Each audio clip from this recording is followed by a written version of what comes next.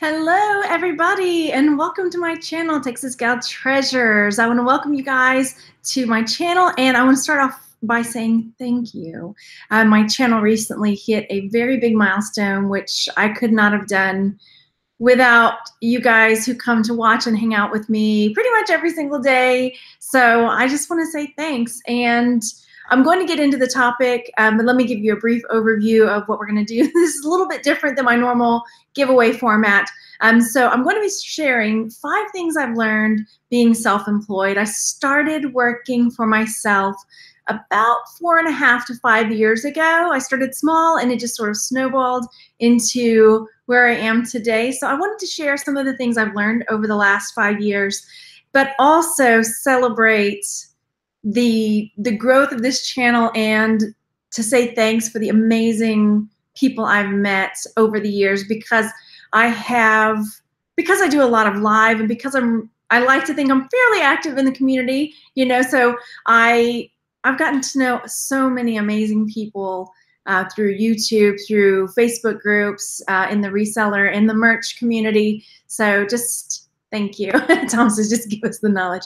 So at the end is when I'm going to explain the giveaway, because I am going to do a giveaway. I really like doing giveaways because I feel like it's one of the ways I can say thank you and give back. And I don't know, it makes me feel good. So anyway, you get something, I get something, and everybody's happy.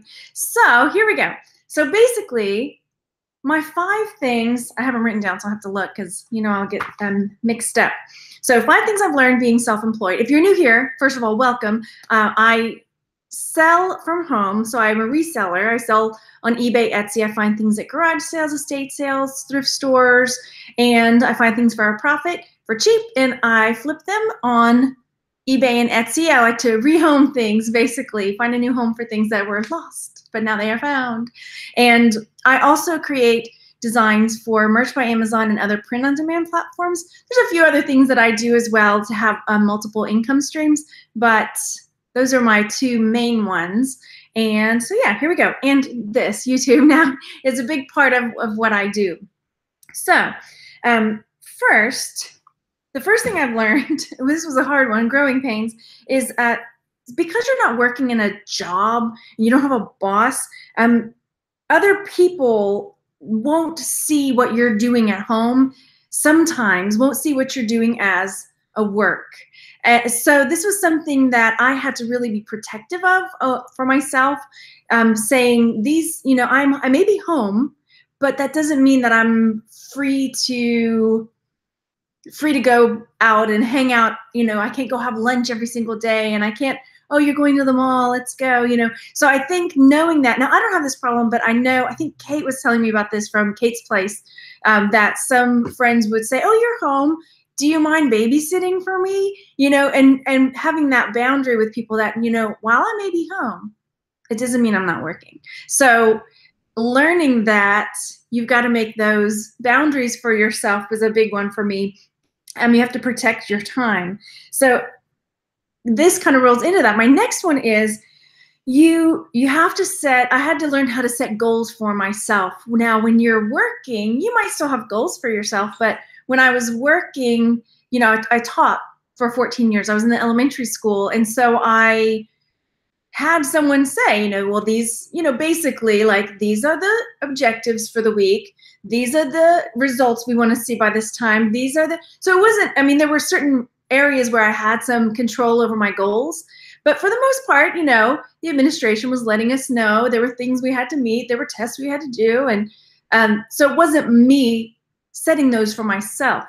So learning that I had to create these goals for myself and work towards them. I hadn't had to do something like that since college, basically. But even then, you still have a professor that's setting assignments, and, so learning how to set goals for yourself has been not only a growing experience, but also super empowering. I don't know, most of you that are watching probably have experienced that, maybe, if you've worked for anyone before. So having to set goals for yourself and, realizing what happens when you don't meet them, or letting yourself down, or how you feel, or what you do when you don't meet your goals. And I don't know. I mean, it's a whole other sphere of thinking, you know, than when you go to work for somebody else. So that was 2. Okay, before I go into 3, I am live, so let me say hey to some people in the chat real quick. Hello, thanks for coming to hang out, Julie and Gina. Hi, Kathy and Tom. Hello, Maggie. And hello, Uniquely Me. Oh dear, Uniquely Me says hubby lost his job today with you on the stress side. Yeah, if you don't know, my husband lost his job. It's been about a month and a week now, 5 weeks or so. So we're just hanging in there. Yep. Hi, Ayana, Ilana. I can't tell if it's 2 I's or IL. Hello, Lydia. Okay, so my number 3. I kind of rolled that in there, sort of. But the third thing is that there's no one there to tell you that you're doing a good job.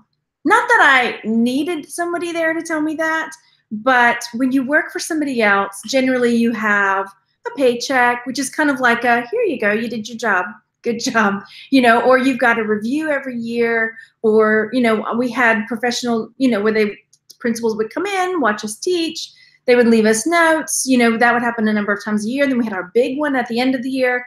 So they could tell us like, oh, you're doing really well in this area. These are some areas you might work on. You know, there's no external factor letting you know you're doing a good job, whether for good or for bad. So having to have that internal saying, you know what, I did really good on that. You know, because there's not really somebody else. I mean, my husband might say, wow, that's really cool that you're doing that. But still, it's different when it's a spouse and not your boss or somebody saying, you know what, you deserve a raise, you know? So thanks, flipping optimist. But having to learn that, and you could probably see it from watching my early videos, that I wasn't there yet. My early videos, what have I been at this for, like 2.5 years, 3 years? So I started my journey even before that. But you can see how shy and timid, you know, this me is there, but, you know, the confidence of saying, you know what, I'm proud of what I'm doing and I'm happy with what I'm doing. So that's something that's been something I have had to grow into, and something I've learned over time, and being able to say to myself, wow, that was a really bad choice. maybe you shouldn't do that. So not only giving yourself good reviews, but also bad reviews, you know, and knowing like, okay, time to check this, which is kind of why I started doing the week in review, because I think it's really important to stop and say, this is how this week went. This is what was good. This is what was not good. Now let's reset for the next week. So I think that was really important, because before I started doing that, I was just barreling down one path, and then, yeah, and then not realizing till like way down the line that, wow, this was maybe not the best choice. So, and I'll go into more of that in a minute. So yeah, no raises, it's all you. Okay, so my 4th thing that I've learned is not to put all your eggs in one basket. So, and this is something I'm continuing to learn, unfortunately. Fortunately, I guess, unfortunately, it's not something that keeps sticking. So right now I'm going through this. I didn't put all my eggs in one basket, but last year I absolutely spent way more time focusing on print on demand and merch, and kind of let my eBay and my Etsy fall to the wayside. I still have 500 listings up there, but they're not selling. So that tells me something. I mean, they would sell, you know, but not like they were. I was making pretty good, you know, between $800 to $1,000 a month, sometimes more, just from my reselling, my eBay and my Etsy. Whereas now it's not like that. But merch had taken over and was doing really well. But now that merch is a lot more volatile, and this would be true of any platform, even if you're not doing print on demand, realizing that this is not, I'm still on somebody else's clock here. I'm still on their platform. They can do whatever they want. They can say, game over, we're done with this tomorrow. So knowing not to put all your eggs in one basket, to diversify, and to also realize that the energy you're putting in, sometimes you don't see the outcome immediately, and that things are going to compound, and eventually, you know, just like with this channel, I started small. I didn't put out videos every day, and then just slowly things started compounding, and you know, things got bigger, you know, quick. I keep saying, you know, maybe you don't know. I don't know. Let's see in the chat. Okay, so I've got one more after this, and then we'll talk about the giveaway. Oh, thank you. Darlene asked, you list items in eBay like just another seller suggests. I don't know how she suggests. I list on eBay and I list on Etsy, and this is something I'm going to talk more about on on Sunday show as well, is that I have started listing again every day, whereas I wasn't. So I've started listing again every day, and I know the algorithm, eBay likes to see activity in your store. Same thing with Etsy. And it's not immediate. So I was in Lindy's chat earlier, and I said something like, yeah, I'm trying to get my ball rolling again with eBay and Etsy, and it's not like riding a bike. It's not. First, I keep hitting brick walls with listing. It doesn't flow as quickly as it used to when I was doing it all the time. And seeing those sales, those turnovers as quickly as I was before, I think, the algorithm has to catch up or something. I don't know how it works, but it's just not there yet. So I just have to believe that I'm going to keep on listing, and it's going to kick back in. It's going to kick back into the groove again. So that's where I am with that.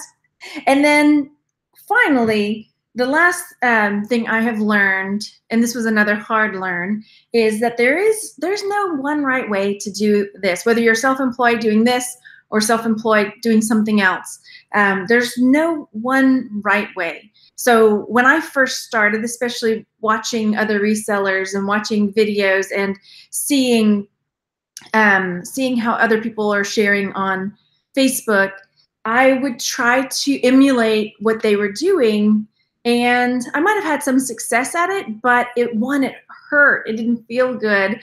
It may have been something I didn't enjoy, and so I just had to kind of go my way. I mean, my example for this is early on, I was watching Steve Rakin, and this was back when he was really into selling suits.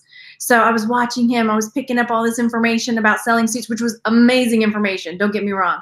And I was going out there, and I would sit there in the suit aisle, and I was looking things up, and yeah, I was picking out suits, and I was making sales, but I hated it. I hated it. So I had to realize that it wasn't for me. I mean, same thing with, I don't sell a whole lot of clothes. And most of my things are hard goods, collectibles, jewelry, things like that. And so I just had to learn that that wasn't for me, and that's okay. There are a lot of people making a killing selling clothes. There's tons of people selling shoes and suits, and there's great money in it. But I had to learn that just, at this moment, that wasn't where I was business-wise. Now, if my husband doesn't find a job and we're still looking at no job in 3-6 months, well, we may be hitting those clothing aisles, because I know there is fast cash and good cash in clothing and shoes. So it might be something. Now, when I say fast, I mean faster than some of the collectibles. Somebody might not be looking for a gingerbread house cookie jar, but somebody might be looking for a nice pair of blue jeans. I know nothing about blue jeans, but I know where to look if I need to find out. So with that being said, I don't regret it. Okay. So while I tried selling suits and I tried selling clothes, knowing that it was a learning experience, and that in your business, it's okay to like take risks and learn from them. And this is kind of where I'm like barreling down instead of doing this in moderation, like one should, and maybe picking up a couple suits and a couple bits of clothes and then like seeing how that worked and rolling it into something else, I went and bought a ton of them before I realized I hate this. So, make mistakes for sure and learn from them, but don't do what I did. Take smaller steps with your mistakes if you can. Okay, so those are 5 things that I learned from being self-employed. So my giveaway, again, is a big thank you for hitting the 16,000 subscribers. It still blows my mind. Okay, let me look at this real quick in the chat, and then we'll talk about the giveaway. Oh, she says not to overdo it with descriptions. I don't. Yeah, I have like a little template that I do, not a template, but it's just like description, and it's just like maybe a sentence, measurements, condition, brand. That's it. So I don't put a whole lot of. I used to like write a story over my description set. No, Lydia says it's a good time to sell shoes, right? People like shoes. And bathing suits also. See, that's the thing. Like, I will see. We'll see. Okay, so giveaway.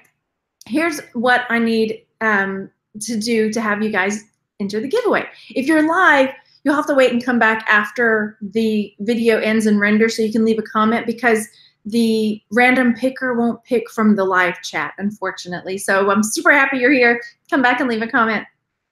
So I have 2 options for the giveaway. Well, 2, 3-ish. One of them is going to be a merch design. So if you're in a print on demand, whether it's on merch or another platform, I'm going to create a design and I'm going to write the title, keywords, description, everything. So there's that. That's one. And then the other is it's going to be an option, because I couldn't decide. And then I popped it up in the groups and asked for advice. And there were so many people either way. So it'll be a choice. The other option will be either a $20 PayPal. I thought, you know, let me do this, because one time somebody won the jewelry jar and they were in Canada, and I had to I shipped it to Canada. I'd have to. I shipped it to Canada and I was like, wow, that was expensive. So I'm gonna give that option, you know, so $20 PayPal or the jewelry jar. Either of those are the option for the second choice. So when you come back and leave a comment, or if you're watching later, leave a comment. Tell me something you've learned. So it's going to be a little more involved than before. Tell me something you've learned being self-employed, or, you know, or even if you still work for somebody else. So tell me something you learned in that realm for what you've learned, and then tell me which option you would like. Would you prefer the shirt design or the PayPal or the jewelry jar? So, but it's only going to be 2. It's not going to be a jewelry jar and a PayPal. Hopefully I'm being clear. It's going to be one or the other depending on who wins. Okay. Okay. So there's that.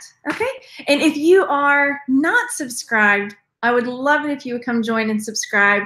I make videos pretty much every day talking about different ways to make money and save money in your life, in your business. And yeah, also I'm on Facebook at Texas Gal Treasures. I'm there, and I'm on Instagram, so I would love to have you follow me in those places as well. Murphy, she says, I was lucky enough to win the jewelry jar from the 14K, and it was awesome. Oh, good. I'm so glad you liked it. Yay. All right. So again, thank you guys so much. In the comments, leave something you learned and what your option would be if you win. And I, again, thank you so much for everything. And I will see you tomorrow with jewelry. Surprise! All right. See you later, guys. Bye.